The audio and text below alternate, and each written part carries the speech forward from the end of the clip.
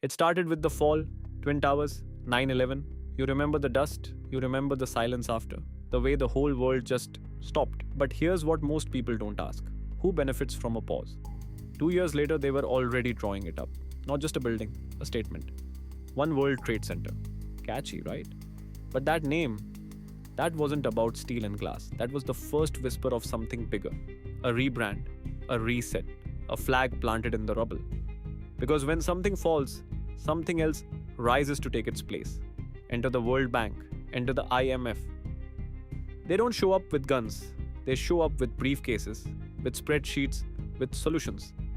Guided by old money, engineered by the families who have always pulled the strings. Like the Rockefellers, the ones who understood long ago that borders are just lines on maps and lines can be erased. Their goal isn't wealth anymore, not just wealth. Wealth is a means. Control is the end, absolute, centralized, global. And you're thinking, that sounds like a conspiracy. Fine.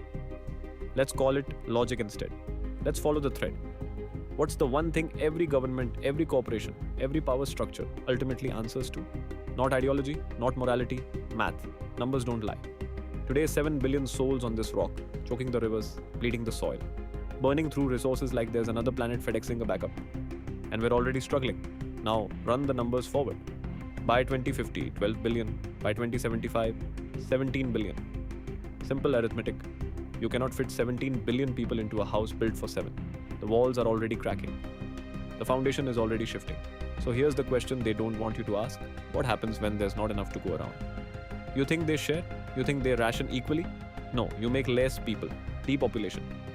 Don't flinch at the word. That's what it is. That's what it's always been.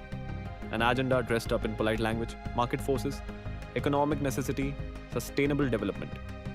They call it global market forces. Phase 1. Let that sink in, phase 1. That means there's a phase 2 and a phase 3 and a phase 4, all running parallel, all feeding into the same system, all designed by the same architects. Disease, famine, war, financial collapse, each one a tool, each one a valve, releasing the pressure of too many people demanding too few resources.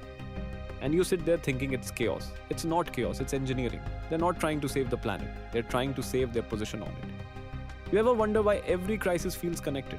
Why every disaster seems to serve someone? Because it does. Same system, same goal. Less of us, more of them. Not a declaration of war, an announcement, a line drawn in the dust on one side, the old world on the other, the new one. And they've been building it ever since, brick by brick, crisis by crisis, body by body. You just weren't supposed to notice.